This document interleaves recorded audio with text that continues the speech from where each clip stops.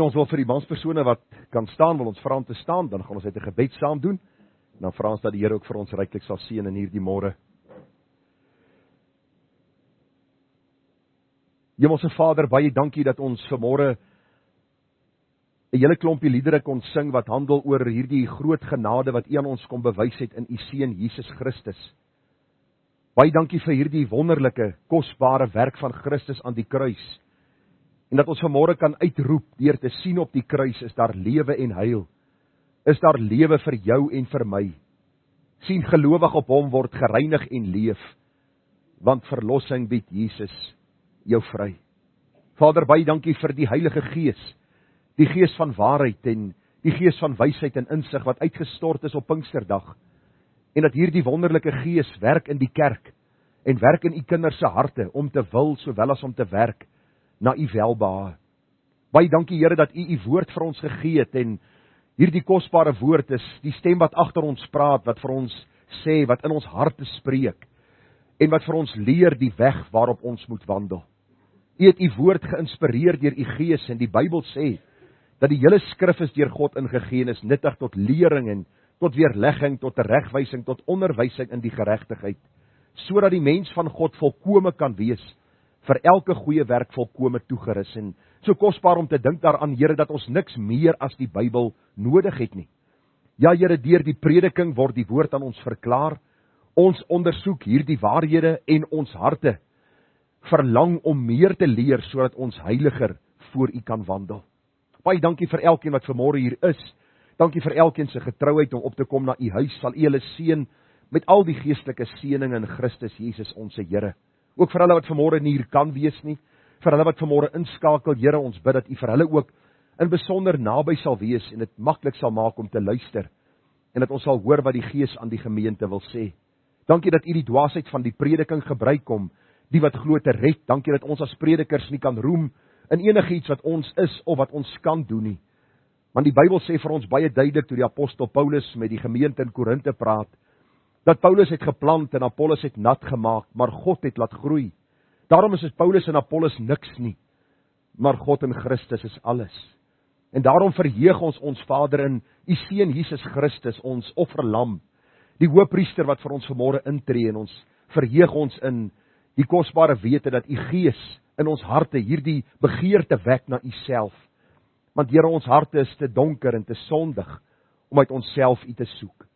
Daarom bid ons nou dat die woorde ook van my mond en die oordeenkinge van my hart U welbehaaglik sal wees, my Here, my rots en my verlosser. Gemeente, genade, barmhartigheid en vrede word vir U geskenk van God ons hemelse Vader en van ons dierbare Here Jesus Christus, en dit word kragtig menigvuldig deur die werking van sy Gees hier by ons. Amen. Vriende, ons gaan vanmôre 'n samevatting van die wet van die Here hanteer, soos ons dit vind daar in Matteus 22, die 34ste tot die 40ste verse, baie bekende gedeelte in die woord van die Here, en meeste van u ken dit van buite, die meeste van u kan dit miskien vanmôre vir my opsê, maar die waarheid daarin moet ons elke keer opnuut aan die hart gryp. En wat gebeur hier? Ons lees vir u, toe die Fariseërs hoor dat hy die Sadduseërs die mond gestop het, het hulle almal saam vergader. Jy moet onthou, die Fariseërs en die Sadduseërs was vyande van mekaar. Hulle was mense wat die skrif geken het, en die Bybel sê toe dit by die Here Jesus kom, het hierdie vyande saamgekom, en die Bybel sê dat een van hulle 'n wetgeleerde het 'n vraag gestel om hom te versoek en gesê: Meester, wat is die groot gebod in die wet? Jy sien, hulle intensie was nie om te leer nie. Dit was gewees om 'n argument uit te lok. En die Here antwoord hulle op 'n baie besondere manier. Sonder om te aarsel sê hy vir hierdie mense: jy moet. Dis ononderhandelbaar, is 'n opdrag van God. En vir elke ateïs vanmôre, en vir elke agnostikus, en vir elke mens op die lengte en breedte van hierdie aarde, sê God, jy moet die Here jou God lief hê. Jy kan nie daaroor besluit en onderhandel nie. Jy gaan eendag rekenskap gee as jy dit nie doen nie. Maar die antwoord is duidelik, jy moet die Here jou God lief hê met jou hele hart, met jou hele siel en met jou hele verstand. En dis waar die groot probleem vandag is. Mense wat die Here dien in 'n mate sê, maar luister, kyk daar die boosaard, ten minste is ek nie so nie. Maar hulle dien die Here ook nie met 'n volkome hart nie. En dis 'n groot probleem wat die Here ook het. As ons die Here dien, moet dit met ons hele hart, met ons hele siel en ons hele verstand wees, en ons almal stoei met dit. Daarom het ons nodig om elke dag te sê, Here, stel my daartoe in staat. Hierdie is die eerste en die groot gebod, om die Here juis lief te hê met my hele hart, siel en verstand. En die tweede, wat hiermee gelyk staan, jy moet jou naaste lief hê, soos jouself. Vanmôre het die boodskap geluister van Dr. R.C. Sproul, uit die boek by die boek Matteus, wat handel oor die saligsprekinge. En salig is die barmhartiges, want aan hulle sal barmhartigheid bewys word. As ons barmhartigheid ontvang het, na wie toe moet ons dit uitleef? Het God ons barmhartigheid nodig? Hy het dit vir ons gegee. Daarom moet ons dit uitleef aan ons naaste. En vriende, ons hoef nie te debatteer oor wie ons naaste is nie. Die Here sê ons moet selfs ons vyande lief hê. Aan hierdie twee gebooie hang die hele wet en die profete. Mag die Here my en jou getrou vind om hierdie waarhede deur die werking van die Gees beter te verstaan, dit meer getrou uit te leef en die Here dan ook so te verheerlik. Nou, ons gaan staande belydenis doen van ons algemene ongetwyfelde Christelike geloof. Elkeen kan saam met my in hulle harte spreek, die wonderlike waarhede wat ons nou gaan bely. En vriende, ek wil net sê voor ons staan, ons doen dit omdat die meeste kerke dit nie meer glo nie. Ons bely met ons hele hart wat ons nou hier vir u gaan voorlees. En dan gaan ons spontaan sing van Gesang 245 vers 11. Kom ons staan. Vriende, met ons hele hart glo ons in God die Vader. Hy is die Almagtige, hy is die skepper van die hemel en die aarde. Ons glo in Jesus Christus, sy eniggebore Seun, ons Here, wat ontvang is uit die Heilige Gees en gebore uit die Maagd Maria, wat gelei het onder Pontius Pilatus, gekruisig, gestorwe en begrawe is en neergedaal het in die onderste dele van die aarde, wat op die derde dag weer opgestaan het uit die dood, opgevaar het na die hemel, en sit aan die regterhand van God die Almagtige Vader, van waar hy sal kom om te oordeel die lewende en die dode. Ek glo in die Heilige Gees, ek glo aan 'n heilige algemene Christelike kerk, die gemeenskap van die heiliges, die vergifnis van sondes, die opstanding van die liggaam en 'n ewige lewe. Kom ons lees saam vanmôre uit Rigters. Nou, u wonder seker miskien het ek die mekaar geraak met Rigters en Rit, sukkel ek met die spelling tussen die twee, en ek wil vir u sê, ek is definitief op pad na Rit toe, maar ons moet eens 'n draai gemaak by Rigters om te verstaan wat Rit se boodskap vir ons is, want as u nou so 'n bietjie al deur die boek Rit gewerk het, soos ek vir u gesê het, u moet doen, sal u sien in Rit, die eerste hoofstuk staan die volgende, en ek gaan net gou daarby uitkom, om dit vir u te lees. Dit is deel van ons boodskap vanmôre, maar daar staan in Rit die eerste hoofstuk, in die dae toe die rigters geregeer het.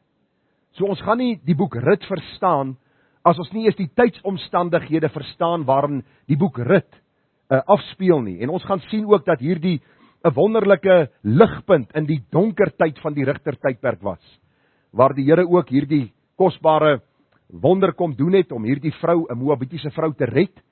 En wie kan vir my sê, in watter geslagregister is Rit opgeteken? In die geslagregister van die Here Jesus. Wonderlik om te sien dat die Here die Moabitiese vrou red. Die Here het hierdie wonderlike, amper liefdesverhaal opgeteken in die boek Rit, met 'n Bybelse boodskap. En ek gaan eers vir die slegte nuus vanmôre gee, en miskien volgende week ook, dat u hierdie donker prentjie kan sien, en dan gaan ons die lig aansit, wanneer ons die boek Rit begin lees. En ons gaan sien hoe kosbaar die boek Rit in hierdie moeilike tydsomstandighede staan, en hoe die Here ten spyte van die donkerheid in die wêreld en die boosheid nog steeds siele red en kosbare werk doen. Ek het so daaraan gedink, dis presies in Suid-Afrika dieselfde. Dis in die wêreld so, ons beleef 'n donker tyd in die geskiedenis van die mens, waar boosheid en anargie besig is om te heers. Maar mag die Here deur hierdie prediking dan ook vir u wys, dat die Here nog steeds in beheer is, en dat hy nog steeds sy werk kom doen op aarde, en dat die kerk van die Here Jesus is nie die werk van mense hande nie. Dis God wat self sy kerk in stand hou, sy kerk self laat groei. En kom ons lees saam Rit, ons gaan nie, of Rigters 1 en 2, ons gaan nie alles lees nie, ek gaan vir u 'n sekere gedeeltes uitwys, en dan gaan ons vanmôre 'n bietjie kyk na die gedagte van absolute chaos sonder die God van die Bybel. So kom ons lees saam Rigters die eerste hoofstuk. Nou baie meen dat Samuel die skrywer was hiervan. Daar is bietjie debat daaroor, maar die gedagte is, dis in die woord van die Here, en ons lees God se woord aan God se gemeente en ons hoor wat hy deur sy gees aan ons wil sê. En na die dood van Josua het die kinders van Israel die Here geraadpleeg en gesê: wie van ons moet eers optrek teen die Kanaaniete om teen hulle te veg? En die Here het gesê: Juda moet optrek. Kyk, ek gee die land in sy hand. Toe sê Juda aan sy broer Simeon: trek saam met my op in my aandeel, dat ons die Kanaaniete kan beveg. Dan sal ek ook met jou saam optrek in jou aandeel. En Simeon het saam met hom getrek. En toe Juda optrek, het die Here die Kanaaniete en die Feresiete in hulle hand gegee, sodat hulle 10,000 man van hul by Besek verslaan het. Vers 21, en die kinders van Benjamin het die Jebusiete, die inwoners van Jerusalem, nie verdrywe nie, sodat die Jebusiete saam met die kinders van Benjamin in Jerusalem woon tot vandag toe. En die huis van Josef, hulle het ook opgetrek na Bethel, en die Here was met hulle. En toe die huis van Josef Bethel laat bespied, maar die naam van die stad was tevore Lus, sien die spioene 'n man uit die stad uitkom, en hulle sê vir hom: wys ons tog 'n plek om in die stad in te kom, dan sal ons jou 'n guns bewys. Hy wys hulle toe 'n plek om in die stad in te kom, en hulle die stad verslaan met die skerpte van die swaard, maar die man met sy hele geslag het hulle laat gaan. En die man het weggetrek na die land van die Hetiete, en hy het 'n stad gebou, en dit Lus genoem. Dit is sy naam tot vandag toe.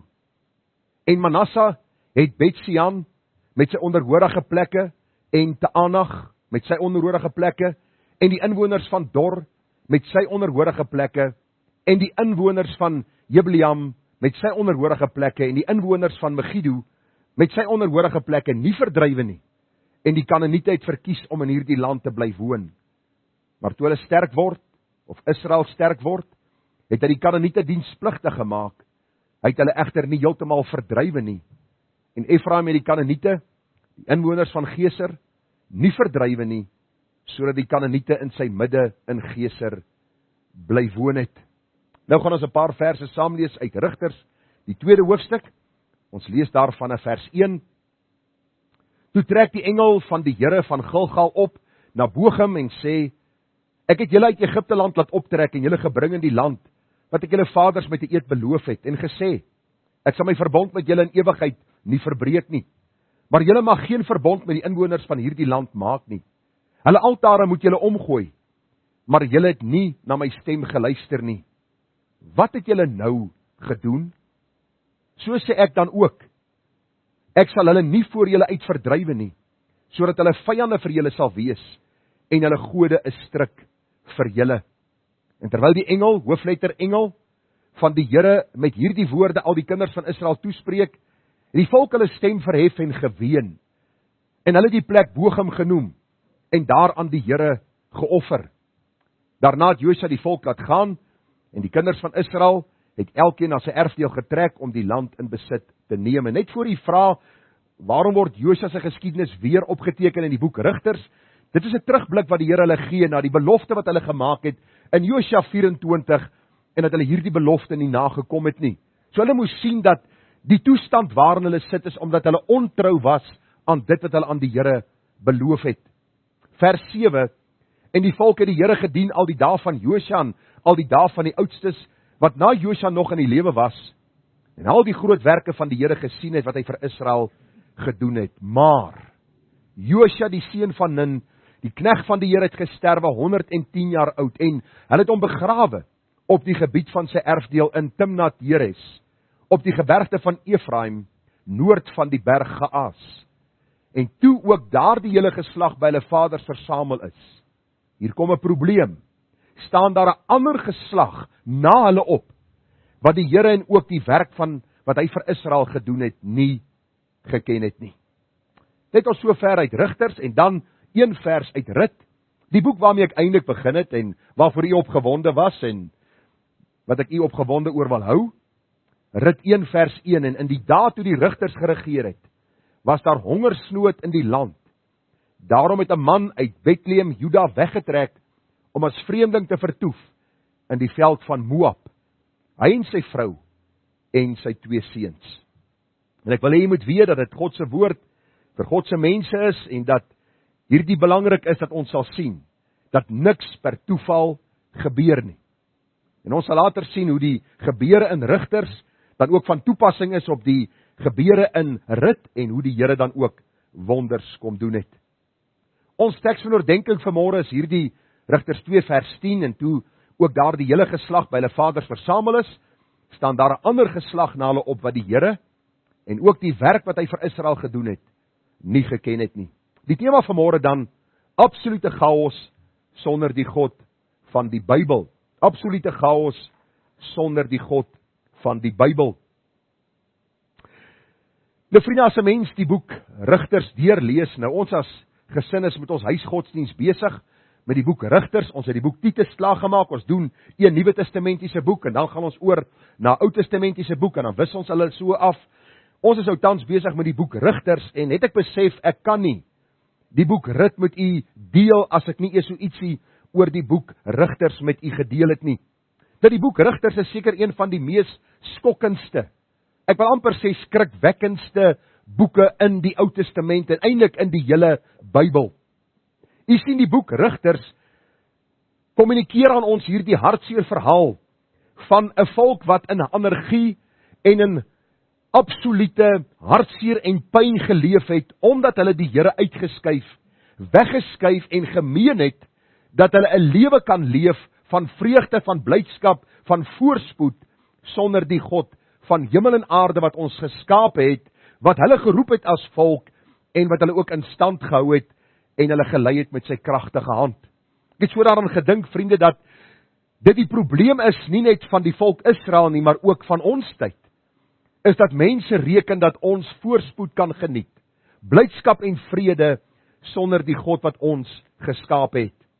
Vriende, hier is een van die boeke in die Ou Testament, wat so ooreenkom met ons dag, en ons tyd, en u wat al deur die boek Rigters gewerk het, sal met my saamstem, dat daar dinge wat gebeur, dat ons amper dink dat die skrywer van die boek Rigters iewerste hier in ons omgewing bly, of in Suid-Afrika, en hy weet presies wat aangaan hier, en selfs ook in die wêreld. En kom ek gee 'n kort oorsig oor die boek Rigters, 'n baie kort oorsig, so voelvlug oor die boek Rigters.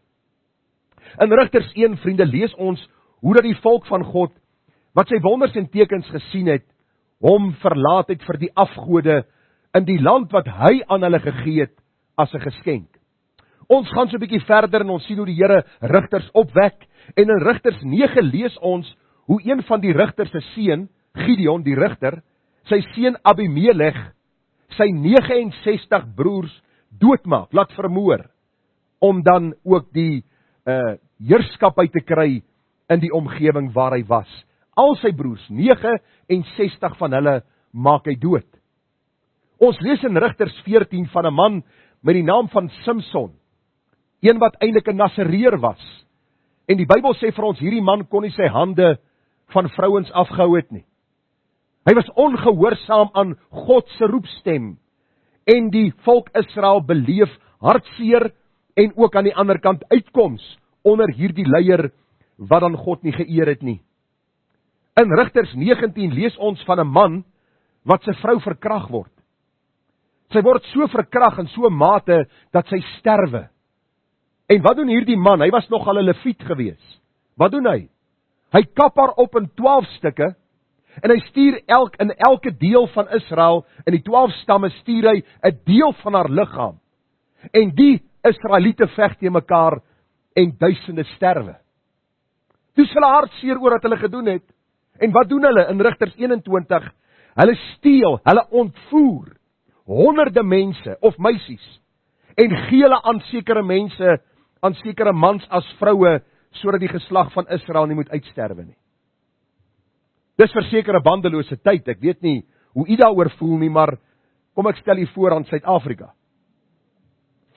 U bly mos almal in 'n Ethiopië, kom ek gaan gou vir u sê wat gebeur in hierdie Ethiopië. Hierdie afgelope paar weke het 'n man vir sy vrou kwaad geraak. Eindelik 2 van hulle. So ek weet nie waar die ander een inpas nie. Seker sy skoonma gewees. Die hele berig sê dit nie.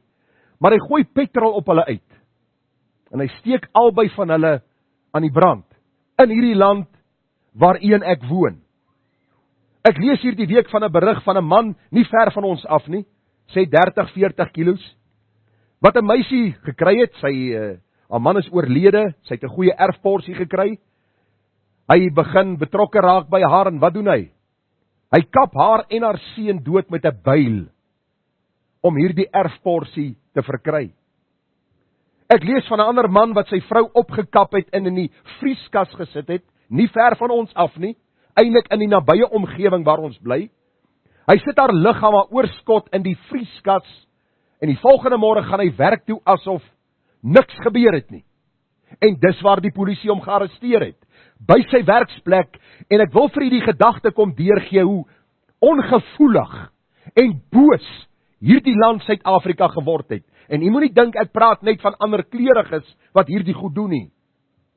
Ek lees van 'n eiendomsmagnaat wat in 'n liefdesdriehoek sy vrou laat vermoor het, en gedink het hy sou wegkom met hierdie boosheid. Nie ver van ons nie, die buurdorp, is daar nou die dag omtrent 34 kinders in 'n huis gekry, wat verkoop sou word, wat gevang word, verkoop word, om as seksslawe te werk, in hierdie bose land en wêreld, wat oop is vir hierdie dinge, wat ons tans beleef. En ek het hier op my notas geskryf, vriende, as ons die koerant lees, sal u met my saamstem, dat die gebeure in die boek Rigters vreemd en afstootlik is, maar ook deel is van ons samelewing, en daarom kan ons met sekerheid sê, dat God se woord relevant en in tyd en in pas is, met die mens van die 21ste eeu. En waarom sê ek so? U sien, die mens verander nie. Hoor wat sê die Bybel vir ons in Prediker 1:9. Wat gewees het, dit sal daar weer wees, en wat gebeur het, dit sal weer gebeur, en daar is glad niks niets onder die son nie. So wat wil die Bybel vir ons sê? Het Salomo 'n skootrekenaar gehad of 'n laptop, en hy het sekere boodskappe gestuur aan die koningin van Skeba, en allerhande e-posse gestuur en van die internet af goed getrek, en ons het nou maar net 'n rekenaar omdat hy een gehad het. Ons moet nou nie heeltemal dwaas wees wanneer ons die skrif lees nie. Wat Salomo vir ons hier wil sê is dat, alhoewel ons as mens tegnologies vooruitgaan, en met reuse spronge vooruitgegaan het ons eties en moreel, vriende, met die spoed van lig agteruit gegaan. Want u sien, in die tyd van Salomo het hy iets opgemerk, dat elke geslag sit met sy eie boosheid, elke geslag sit met sy eie sonde, en een geslag dra dit oor na die volgende geslag. Waarom? Omdat ons almal, elke geslag, in sonde ontvang en gebore word. Die boek Rigters leer vir ons, dat as die leiers sterwe, dan is die volk weer met hulle sonde besig. Leiers is noodsaaklik in God se werk, maar die hart van die mens moet ook aan God gebind wees, en verbind wees, ten einde staande te kan bly wanneer die stryd en die versoekings kom. Die boek Rigters, vriende, beeld die hartseer realiteit uit van hoe 'n volk, 'n land en 'n kerk lyk, wat die God van die Bybel verlaat het, die fontein van lewende waters, en van hulle gebarste reënbakke gesoek het, wat geen water hou nie. Kom ek vat u vlugtig deur die geskiedenis van Israel, dan kom ons by die boodskap van vanmôre uit. Israel se geskiedenis was eenvoudig. Kom ons kom by hulle uit, daar waar hulle in Egipte land in die slawerny sit. En wat sê die Bybel vir ons, wat doen Israel in die slawerny? Ek lees vir u, Eksodus 2 vers 23. En in daardie lang tyd het die koning van Egipte gesterwe, en die kinders van Israel het gesug en geweeklaag vanweë die slawerny. En hulle het geroep om hulp oor hulle slawerny, en het opgeklim tot God. En God het hulle gekerm gehoor. En God het gedink aan sy verbond met Abraham, met Isak en met Jakob.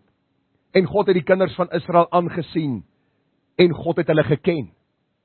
Vriende, luister, hierdie volk Israel sit in hierdie groot verknorsing, dat hulle in Egipte land slawe is, as vrymense gebore, nou slawe geword, en hulle is diensbaar aan Farao, en hulle kry swaar onder sy mishandeling. Wat doen hulle? Wat hulle voorouers gedoen het, hulle roep na God om genade. En die Bybel sê vir ons dat die Here hulle met 'n kragtige hand uit Egipte land uitgelei het. Wie kan gou vir my sê hoeveel pla was daar gewees? 10 pla, en 10 van die afgode van Egipte was besoek. Die Here het gewys deur elke plaag wat hy gestuur het, dat daar 'n God was vir hierdie volk Egipte, wat hulle gesê het, dis hierdie God, hy is die God van water, hy is die God van vrugbaarheid, ensovoorts, ensovoorts, en die Here stuur 10 pla om te wys dat die gode van Egipte niks is nie. Dat hy God is, dat hy geëer moet word, en hy lei hulle met 'n kragtige hand uit, soveel so, dat hierdie volk met rykdom uittrek, wat hulle by die Egiptenaars gekry het. Die Bybel leer vir ons, dat die volk in die 4 kolom hulle lei, dat die Rooi See oopskeer, dat die Jordaan oopskeer, en hulle trek droogsvoet deur die Rooi See, en deur die Jordaan. En God gee hulle opdrag. En wat is hierdie opdrag? Kom ek lees vir u. Deuteronomium 7 vers 1 tot 6.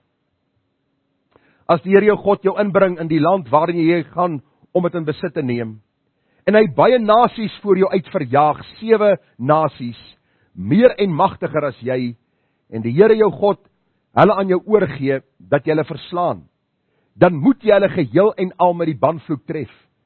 Jy mag geen verbond met hulle maak, en hulle nie genadig wees nie. Jy mag ook nie met hulle verswaar nie.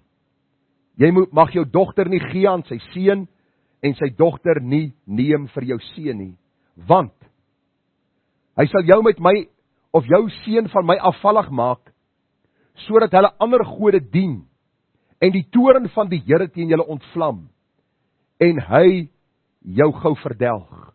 Vers 5, maar julle moet met hulle so doen, hulle altare moet julle omgooi, en hulle klippilare verbrysel, en hulle heilige boomstamme omkap, en hulle gesneede beelde met vuur verbrand. Dis God se opdrag aan sy volk, wat hy uit Egipte land gelei het, deur hierdie 10 pla wat hy gestuur het, om vir hom 'n volk te wees. Vers 6, want jy is 'n volk heilig aan die Here jou God. Jou het die Here jou God uitverkies, om uit al die volke wat op aarde is, sy eiendomsvolk te wees. Nou ek wil hê jy moet hoor, hier aan die begin, ek is nie Israel nie. U weet dit seker. Die Here praat hier met sy volk, die Israeliete. Hy praat met hierdie volk wat uit Egipte land uitgelei het. Hy gee hulle sekere opdragte, en daar was sekere basiese verantwoordelikhede wat hulle moes nakom. Hulle moes in die eerste plek die Here hulle God lief hê met hulle hele hart, soos ons vanmôre bely het. Hulle moes hulle kinders in sy weë geleer en geonderrig het. Hulle moes dankbaar wees vir al sy seëninge, en hulle moes hulle self van die heidense nasies afskei, en nie hulle gode, gebruike en gewoontes aanleer nie. En ons lees in die Bybel, vriende, dat die volk Israel in hierdie saak gefaal het. Hulle het hulle self bloedneus geval, want hulle het nie gedoen wat God vir hulle gesê het nie. Hulle het gedink hulle is slimmer as die Here. Hulle het gedink hulle weet beter as die Here. En nou lees ons in Rigters 1:21. Rigters 1:21. Die Bybel sê daar in vers 21, dat hulle nie hierdie volke verdrywe het nie. Vers 28, maar toe Israel sterk word, het hy die Kanaaniete dienspligtig gemaak, hy het hulle egter nie heeltemal verdrywe nie. God se opdrag is, verdrywe hulle, kry klaar met hulle, want hulle gaan 'n stryk vir julle word. Die volk Israel is baie slim, hulle reken hulle weet beter en meer as die Here, en hulle spaar hierdie heidense volke, en later het hulle die sonde van hierdie volke begin doen, en die afgode van hierdie volke begin dien. Maar verder sien ons ook, Rigters 2 vers 10, 'n ander geslag het opgestaan, wat die Here en ook die werk wat hy vir Israel gedoen het, nie geken het nie. En ons gaan nou begin beweeg na ons toe, u wat hier vanmôre sit, want u dink by jouself, maar ek is nie 'n Israeliet nie, ek was nie 'n slaaf in Egipte land nie, ek is nie uitgelei deur die Rooi See en deur die Jordaan nie, so waarom al hierdie geskiedenis, want is noodsaaklik om te sien, wat met hulle gebeur het, en hoe dit op ons van toepassing is, want die hele skrif is deur God ingegee, ook dit wat hier gebeur het, met die volk Israel. Die vraag het in my hart ontstaan nou, waarom het hierdie geslag die God van die Bybel nie geken nie? Waarom het hulle nie geweet van sy wonders en van al die dinge wat hy gedoen het nie? Ek het by 2 antwoorde uitgekom. Die eerste een was gewees dat die ouer geslag het miskien nagelaat om God se woord met hulle te deel. Maar die ander antwoord ook, die jonger geslag wou miskien nie luister nie. En daarom het die Here dan ook hierdie saak in Psalm 106 vers 34 laat opteken. Hulle die volke nie verdelg soos die Here aan hulle gesê het nie, maar hulle het met die heidene vermeng en hulle werke geleer. En hulle het al afgode gedien, en dit het vir hulle 'n struik geword. En ek wil vanmôre 'n bietjie met u praat, vriende, en ons gaan hierdie boodskap nou toepas op 1 Mei wat vanmôre hier sit. Ek wil vir u sê, daar is 'n geslag wat opgestaan het in Suid-Afrika, in Amerika, in Europa, wat God nie ken nie. En die vraag wat ons vanmôre vir onsself moet vra is, hoekom ken die geslag wat nou groot word die Here nie? Ons is nou die dag geskok, toe ons met 'n jong seun die evangelie deel, en hy vra, wie is Jesus? Hy het nog nie sy naam gehoor nie, in hierdie land Suid-Afrika. Nou vra ons vir onsself die vraag af, hierdie volk Israel het in hierdie bandeloosheid en sonde verval, want hulle het hierdie God en sy werke nie geken nie. Ek het hier op my notas geskryf, en ek as ouers het 'n goddelike verantwoordelikheid om die volgende geslag van die Here te leer. Jy het seker agtergekom, die skole gaan dit nie doen nie. Ek wil vanmôre vir u sê, ons moet ernstig besin. Ons moet ernstig besin in die stuur van ons kinders na die skole van vandag. U sien, die skole oor die algemeen het geen liefde vir God nie. Ek het met 'n onderwyseres so tyd terug gepraat. Sy gee vir die kindertjies klas graad 1 en van daar af begin hulle die kinders breinspoel met die evolusie leer. En toe ek vir haar sê, jy bely jy's 'n Christen en jy breinspoel hierdie kinders met evolusie. Die God van die Bybel, die skepper, word uitgeskryf uit julle kurrikulum. Hoe is dit moontlik? Sê die vrou, sy moet maar leer wat vir haar voorgeskryf word om te leer. Ek wil vanmôre vir jou sê as ouers, jy moet seker maak wat jou kinders op skool leer. As hulle so bietjie na die graad 6 en 7 se kant beweeg, word seksualiteit in hulle kele afforceer. Hulle boeke is vol pornografie. Selfde geslag huwelike word aangeraai. Daar is al hierdie boosheid wat in die boeke staan en ons volgende geslag weet nie wie God is nie. Die Here het jou kind nie vir die skool gegee, dat die skool hom moet groot maak nie. Die Here het hom vir jou gegee, om hom op te voed in die weë van die Here. Daarom is dit belangrik, dat ons hierdie waarheid sal raak sien. Ongelukkig het my oë te laat vir hierdie groot waarhede oopgegaan. Vriende, daar word vir ons gesê, dat moenie bekommerd wees nie, ons sal jou kind dit leer. Ons is 'n skool met Christelike beginsels. Dan sien jy een na die ander onderwyser en onderwyseres word gevang in boosheid van egbreek. Selfs van hierdie onderwysers wat deesdae gevang word dat pedofiele is. Binne in ons skole, in ons land, in ons dorpe, en ons vra onsself die vraag af, waarom is die nuwe geslag so vreemd? Waarom praat hulle nie oor God nie? Waarom ken hulle nie God nie? Waarom dien hulle nie God nie? Dis presies wat in die tyd van Israel gebeur het. Vriende, hulle het nie hulle kinders geleer wie hierdie God van die Bybel is nie. 7 maal lees ons in hierdie gedeelte dat hulle nie die volke verdryf het nie. Wat probeer ek vir u vanmôre sê, moet ons die volke verdryf?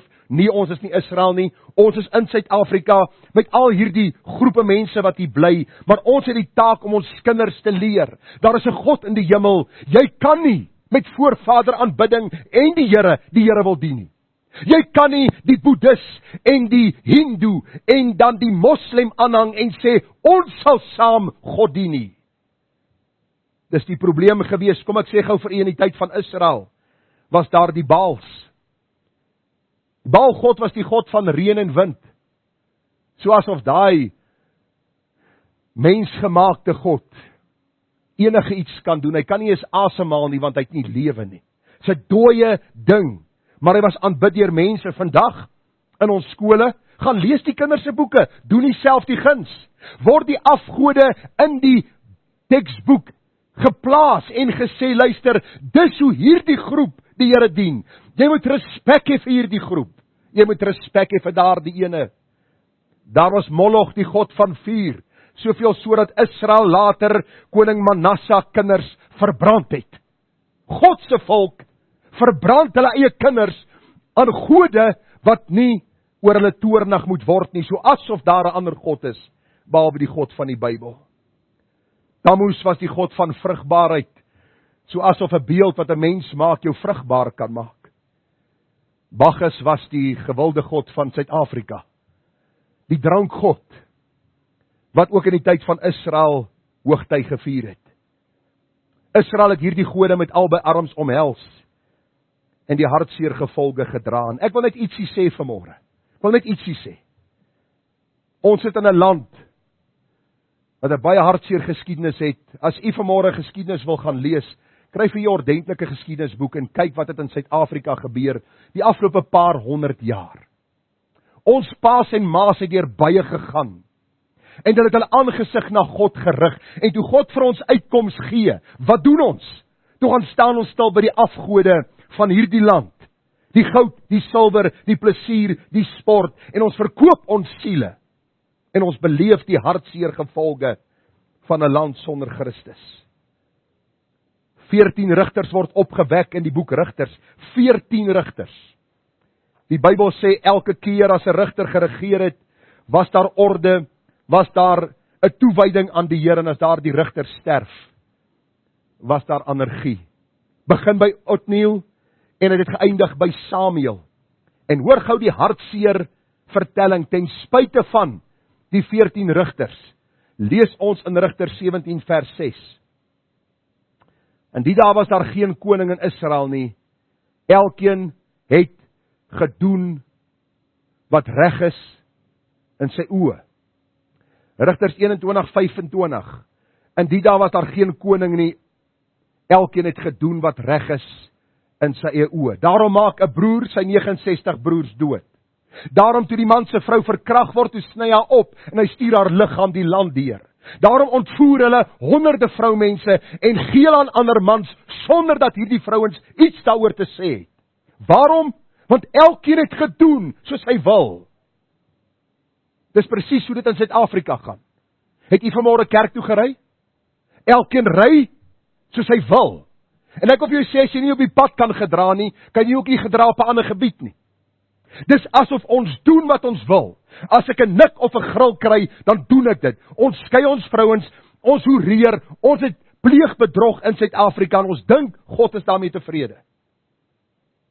En hier is die boodskap van vanmôre, wat ek aan u moet bring, wat ons vir u moet gee voor ons by rit uitkom. Dat u moet sien, dit gaan nie in Suid-Afrika so goed, soos ons dink dit gaan nie. Ons eet, ons bly, ons ry en ons dink, ons het hierdie veiligheid. 'n Valse gerusheid, vriende, is 'n baie groot gevaar. Want wanneer ons sê vrede en veiligheid, sê die Bybel oorval is skielike verderf ons. Die boodskap van vanmôre is dit wat die Here vir ons in 2 Korintiërs 6 vers 14 tot 18 gee. En ons gaan nou die toepassing maak dat u kan hoor op wie hierdie toepassing gemaak word. Die Here praat hier met sy kerk, met sy kinders, met die weergeborenes. En die Here sê moenie in dieselfde juk trek saam met die ongelowiges nie. Nou ongelowige vriende is nie iemand wat sê ek glo nie aan God nie. Ja, dit sluit hulle in. Maar 'n ongelowige is een wat leef soos 'n ongelowige. Al bely hy met sy mond dat hy of sy aan die Here behoort. Die Here sê moenie in dieselfde juk trek saam met die ongelowiges nie. Watter deelgenootskap het die geregtigheid met die ongeregtigheid? Watter gemeenskap het die lig met die duisternis? As jy 'n lig aansit, waar is die duisternis? Weg. As jy die lig afsit, is die duisternis daar. Duisternis is die afwesigheid van lig. Die Bybel sê, daar's geen gemeenskap tussen die lig en die duisternis nie. Vers 15. Watter ooreenstemming het Christus met Belial? Of watter aandeel het die gelowige met die ongelowige? Of watter ooreenkoms het die tempel van God met die afgode? Want julle is die tempel van die lewende God, soos gespreek is. Ek sal in hulle woon en onder hulle wandel, en ek sal vir hulle God wees, en hulle sal vir my volk wees. Vers 17, daarom gaan onder hulle uit en sonder julle af, spreek die Here. Beteken nie, sluit jou in 'n klooster toe nie.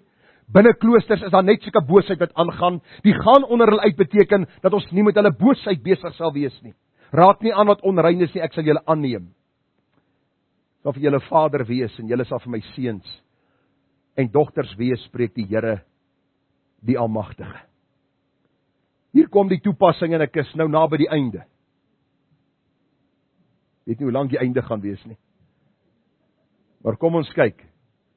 Vriende, dit is presies net hier, soos Israel, waar die kerk van Jesus vasgeval het.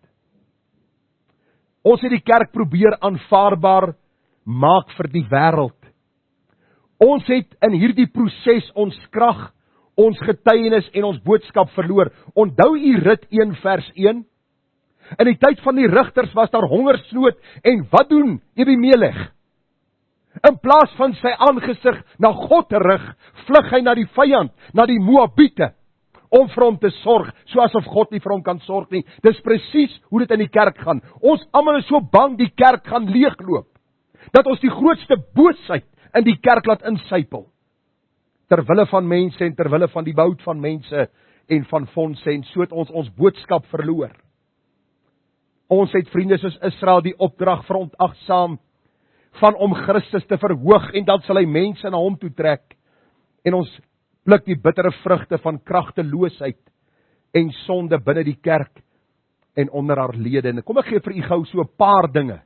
Ek begin nou nie hierdie week wat kom nie, die week daarna, met so 20 of 30 of 40 of 50 aktuele boodskappe wat mense vir my vra, van saamwoon en die verkiesing wat voor lê, en homoseksualisme, en mag 'n mens na 'n huwelik gaan waar dieselfde geslag in die eg verbind word. Die goed gaan ek beantwoord, en daar's soveel vrae wat na my kant toe kom. Maar kom ek gee gou vir u so 'n bietjie 'n blik op die kerk van die Here Jesus vandag. Die Here het ons geroep soos Israel om hom lief te hê met ons hele hart. Hy het ons geroep om sy seëninge met dankbaarheid te aanvaar. Hy het ons geroep om nie deel te word van die sisteem en die wêreldse boosheid van ons tyd nie. En wat doen ons? Luister, die deursnee kerk vanmôre glo nie meer Jesus is God nie. Gaan praat met mense, jonk, middeljarig en oud, hulle sal vir jou sê, ja, hy was 'n baie goeie profeet, soos Mohammed of al die ander. Die deursnee kerk lidmaat glo nie meer dat hy uit 'n maagd gebore is nie. Hulle glo dat dit wetenskaplik nie bewysbaar is dat 'n maagd swanger kan word nie, so hulle verwerp dit absoluut. Hy is nie die skepper nie. Daar's niemand wat kan sê dat daar uit duisternis lig moet skyn nie, so die oorgrote meerderheid kerke in Suid-Afrika en wêreldwyd wat hulle self as protestants of as gereformeerd sien, glo aan die evolusieproses. En die duiwel het hulle so vasgevang in hierdie leuen dat hulle nou sê dat die Here deur evolusie geskaap het. Mooi hoe die duiwel ons met 'n leuen vang, né? Ons glo nie eintlik aan die evolusie nie, maar ons glo dat die Here die evolusie gebruik het om dan te skaap. Nou ek sal ietsie daaroor sê wanneer ek bietjie praat oor waar die huwelik vandaan kom. Onthou u dat die Here vir Adam gesê het, gee name aan die diere. En toe wat sê die Here? Hy het geen een gevind wat by Adam pas nie. As evolusie enige deel gehad het aan die skepping, sou daar iewerste in die skepping 'n dier gewees het wat baie naby aan die proses gevorder het waar Adam was. En die Here het vir hom gesê, wag nog so 3 miljoen jaar en sy sal reg wees vir jou. Don't worry, 3 miljoen is niks nie. Die Here sê, Adam het name gegee, hy was die een wat geheers het oor die skepping, God het hom aangestel, en die Bybel sê die Here het vir hom 'n vrou gemaak. Die deursnee kerk glo dit nie meer nie, en dan vra ons nog, waarom sit ons land waar ons sit? Want ons het die leer van die duiwel en die leer van die wêreld en die leer van die ongereddes in die kerk gebring om die kerk vir hulle meer aanvaarbaar te maak. Luister vanmôre, as jy Christus nie liefhet nie, laat jy 'n vervloeking wees. Die Bybel sê so. Ons kan nie Christus aan mense afforceer en 'n beeld van hom skep wat vals is van die Bybel nie. Bybel sê vir ons, ons kan nie Christus aan mense voorhou as een wat nie ooreenkom met die Bybel nie. Die deursnee kerk lidmaat en die deursnee mens glo nie meer dat God se woord die enigste gesag is nie. Wanneer laas jy gehoor iemand praat met jou uit die Bybel uit? Ek het gisteraand gedroom. Ek het 'n visioen gehad. God het vir my gesê om vir jou te sê. Ek wil 'n profetiese woord lewer. Ek wens baie keer mense wil hierdie groot dummies kry. Jy weet daai wat jy gekry het, wat die lekker goed dummies? Ek moes een in standaard 6, toe ek 'n groentjie was, en daai dummy om my nek gehang. As jy die matriek sien, dummy in die mond, dan suig jy. Nou ek dink hulle moet by die kerk die goed uitdeel. As ou begin sê, die Here het vir my gesê, dummy, ek het 'n profesie, dummy, en dan kyk ons, miskien sal die dominee kans kry om die Bybel voor te berei, want hulle berei nie voor nie, en elke ou kry sy sê in die kerk, en al die leuns is besig om die kerk oor te vat. Hoor gou, die leuen van dat almal hemel toe sal gaan, want Christus het vir almal gesterwe. Het u geweet dat Hitler, die man wat 6.2 miljoen Jode laat doodmaak het u geweet in sy dagboek staan dit, dat hy sy siel aan Satan verkoop het, want hy het gedink hy is soos Christus, en die duiwel bied vir Christus die wêreldryke aan, as jy my net aanbid, en Hitler sê, ek sal Satan aanbid as hy vir my die koninkryke van die wêreld gee. Nou weet ons, Hitler regeer nie meer nie, u weet dit seker. Ons weet hy het arseenpil gesluk om te sterwe. Ons weet hy het soos 'n lafaard dood gegaan. Waarom? Want die God van die Bybel laat hom nie bespot nie. Almal gaan hemel toe, gaan Hitler daar wees? Gaan baie van hierdie boosaards daar wees? Gaan jy daar wees? Die Bybel sê net die wat weergebore is, uit genade gered. Kom ek gaan vir u verder vertel wat in die kerk aangaan. Daar is baie wat getuig, hulle is gered en op pad hemel toe. Maar daar is geen nuwe lewe of verandering in hulle optrede nie. Ek hoor hulle praat deesdae van stoutkinders van Jesus en soetkindertjies van Jesus. Nou ons moet miskien 'n masjien kry. En dan toets ons u daar by die deur. Was jy hierdie week 'n stoutkind van Jesus of 'n soetkind van Jesus? Kan u die belaglikheid agterkom? Want as jy 'n stoutkind is, moet jy nog 'n genadewerk deurgaan. Dan moet die Here al jou sonde uit jou hart wegvat en dan word jy jou van geen ding bewus nie en dan is jy eers reg vir die hemel. Dan is daar nie meer sonde wat in jou liggaam of in jou wese na vore kom nie. Daar sal geen begeertes meer wees nie. Maar al die sonde kom van buite. Dis in die kerk van die Here Jesus, die vreemde boodskappe wat verkondig word. Hoor gou, ons praat oor Israel, ons sien hoe hulle nie die heidense nasies verdryf het nie, hoe hulle hierdie heidense afgode begin liefkry het en hulle praktyke begin doen het. Die kerk van die Here Jesus het die opdrag om onder die wêreld uit te gaan. Ons doen dit nie, daarom sit ons in die anargie, in die hartseer en in die pyn wat ons tans beleef. Kom ek gee vir u nog so 'n paar gedagtes. Seks voor die huwelik, saamblyery, egskeidings is aan die orde van die dag onder kerkmense en kinders van die Here. Kerke beveel dit aan vandag, hoor gou, hulle sê vir die jong mense, ons gaan daaroor praat in die aktuele boodskappe, hulle sê vir die jong mense, luister man, daar's so baie wat skei. Ek beveel aan, bly jy saam met die vroutjie, bly saam met die man, so asof die man en vrou 'n tweedehandse kar is wat getoets bestuur moet word. En as hy nie tevrede is nie, dan ry hy in of hom in vir 'n ander een. Dis die boosheid binne die kerk van die Here. Binne die kerk van die Here vind jy die homoseksuele, die lesbiese persone. Hulle word vandag in die amp bevestig. Onlangs in 'n gereformeerde kerk in die Kaap het hulle vir dominee en dominee se man voorgestel. Nou weet ek nie wat noem hulle haar nie of vir hom nie. Weet nie waar 'n nuwe naam gekry is vir mevrou nie. En die res van die ringse predikante prys hulle en sê vir die gemeente, ontvang jou predikantspaar. Binne gereformeerde kerke in hierdie land Suid-Afrika. En ons vra vir onsself, waarom gaan dit soos dit gaan?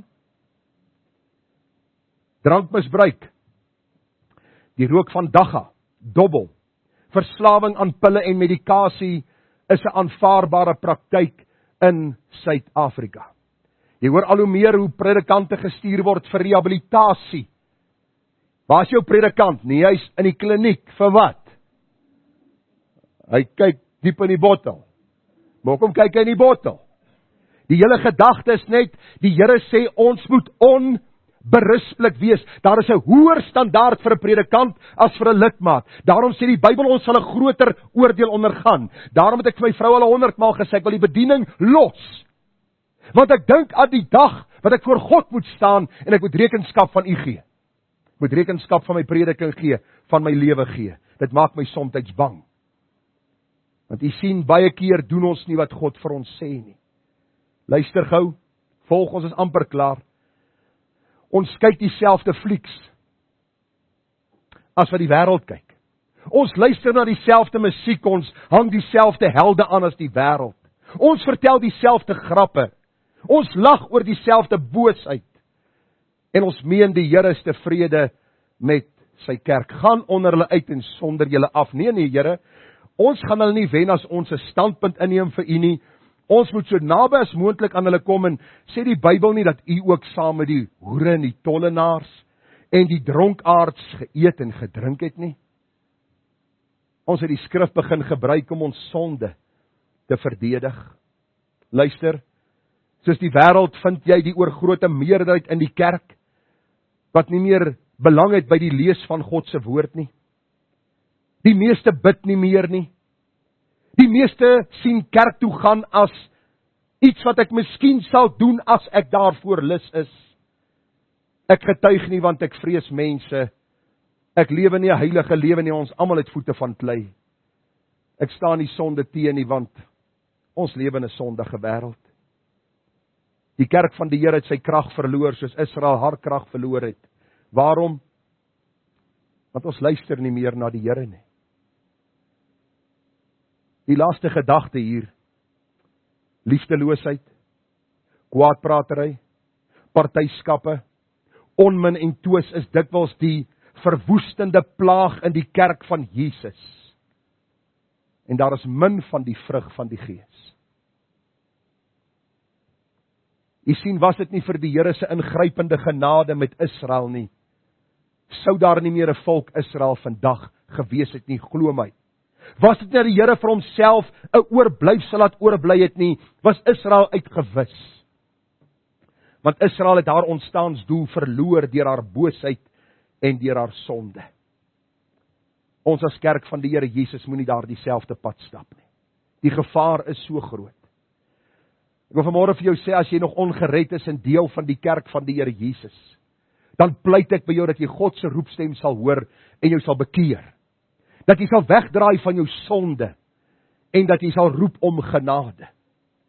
As jy vanmôre gered is, hoor die waarskuwing wat weer klink uit die boek Rigters, die sonde lê en loer en sy begeertes na jou. Nie een van u moet vanmôre vir my sê dat u teen sonde sal staan sonder die krag van die Here nie. Sonder om u daagliks in die woord van die Here te versadig nie. Want die sonde lê en loer sy begeertes na jou, na my. Wat moet ons doen met hierdie sonde? Ons moet daaroor heers. Ek sluit af met hierdie verse. U kan dit gaan memoriseer hierdie week. Die nag het ver gevorder, Romeine 13:12. Dit is amper dag. Laat ons die werke van die duisternis aflê en die wapens van die lig aangord. Laat ons welvoeglik wandel soos in die dag, nie in brassery en dronkenskap, nie in ontug en ongebondenheid, nie in twis en nydigheid nie. Maar beklee julle met die Here Jesus Christus en maak geen voorsorg vir die vlees om sy begeerlikhede te bevredig nie. Israel, die volk van die Here, sou op een manier met God versoen word, herstel word, bruikbaar gewees het, as hulle gehoor gegee het aan God se woord, as hulle die wêreld en sy sonde versaak het. Hulle het dit nie gedoen nie, hulle is later in ballingskap weggevoer. Hulle is vandag verstrooi oor die lengte en breedte van hierdie wêreld, en hulle wag vir hierdie Messias wat sal kom, Christus, wat dan ook sy volk weer sal herstel. U en ek is nou kerk van die Here Jesus. Ons is weergeborenes, ons het die roeping van die Here oor ons lewe. Ons bely ons is vrygekoop deur die bloed van die lam. Die nag het ver gevorder.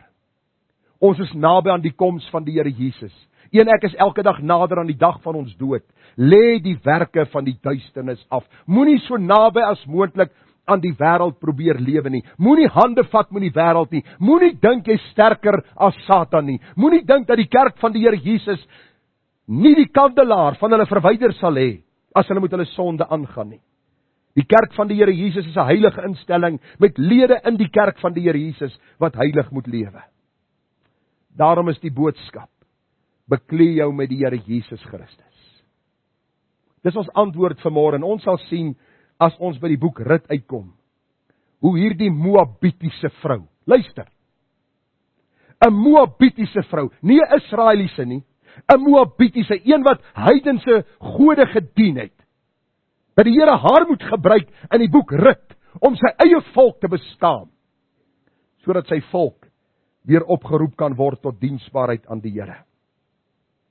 Uit daar sal gebore word die oupa van Dawid. En daar ook sien ons die wonderlike genade van die Here. Ek sê nou die dag vir een van die Amerikaanse predikers wat hier in ons land kerke kom vestig. Manne soos Joe James, Tim Cantrell en al hierdie manne, weet wat sê ek vir hulle nou die dag? Ek sê dat die Here Amerikaners moes stuur om ons Suid-Afrikaners wakker te skud en ons terug te bring by die Bybel en nie by 'n tradisie en 'n verstaan van die skrif wat vreemd is van wat God in sy woord opgeteken het. Ek sê vir hulle dat Here julle moes stuur oor die waters. Ons vlug uit hierdie land, want ons wil vrede hê, julle kom na hierdie land, gestuur van God, om vir ons te sê, daar is 'n land wat vir ons voorlê, waarvan die boumeester en oprigter Christus is, die ewige heerlikheid. Ons is hier om 'n getuie vir hom te wees. Moenie dat ek en jy voor God eendag gaan staan en beskaamd voor hom staan en loon verloor of moet hoor, gaan weg, ek het jou nooit geken nie. My gebed is dat ons sal bekleem met die Here Jesus, as kerk van Jesus, as gemeente van Christus, sal uitgaan om 'n boodskap uit te basyn, dat Jesus red. Mag die Here ons genade gee, dis die inleiding van die boek Rut, en ek hoop die prentjie is donker en swart vir u, dat u in hierdie week ekstra tyd in gebed sal spandeer, bietjie rond sal rol, want uit hierdie hartseer, kom daar hierdie helder lig wat skyn. Rut, die Moabitiese, en Boas, die getroue man van God. Kom ons bid saam. Here, wat kan ons vir u sê vanmôre, as wees vir ons genadig? Eindelik moet ons sê dankie, dat u vir ons genadig is. Dis waarom ons vanmôre nog hier is en bestaan en die lewenslig kan inasem. Here, ons sien uit die volk Israel se lewe dat hulle u bly verwerp het en by die wêreld bly aanklop het en 'n liefde vir die wêreld ontwikkel het. En later deur die wêreld ingesluk was. En Here, u kom in die Nuwe Testament en u gee vir ons dieselfde boodskap deur. Moenie in dieselfde juk trek saam met die ongelowiges nie. Moenie dink dat die wêreld in die kerk kan inkom en daar gaan geen verskil wees en hulle gaan nie 'n invloed hê op die kerk en op die boodskap en op die getuienis nie. Dis die hartseer dat daar duisende ongereddes in die kerk ingekom het oor jare en hulle beheer vandag die kerk en van God en sy waarheid en sy woord en sy standaard wil hulle niks weet nie. Ons universiteite, ons teologiese skole is verrot. Die professore daar is absoluut vreemd van dit wat God in sy woord opgeteken het. Here, gee vir ons genade dat ons sal sien, dat ons sal hoor, dat ons as kerk van Jesus hand in eie boesem sal insteek en ons sal bekeer. Dat daar nie 'n nuwe geslag opstaan en daar weer 'n geslag na hulle opstaan wat die Here van die Bybel nie ken nie. Want ons sien al reeds hoe lyk dit as 'n geslag nie ken nie, die bose verval en die liefde vir sonde en die anargie wat heers. Hoeveel te meer as daar 'n tweede en 'n derde geslag van hulle opstaan. O Here, wees ons genadig, kom vestig u koninkryk, stort u Heilige Gees uit en mag mense oortuig word van sonde, geregtigheid en oordeel en gebruik ons as u kinders. Dat ons sal bekleem met die Here Jesus Christus. En soos een man sal opstaan en sal sê, so sê die Here. Bid vir die gemeente, Here, dankie dat ons saam met hulle die pad kan stap. Gebruik ons in u diens en tot u eer en tot verheerliking van u naam. Amen. Ons nie klaar nie, die boodskap het duidelik gekom. U het almal gehoor tot daar agter. Nou is die verantwoordelikheid om dit te gaan uitleef. Dis die opdrag wat ons vanmôre gekry het. Dat ons nie soos die wêreld sal wees nie, maar dat ons in die wêreld 'n getuie sal wees vir Jesus Christus.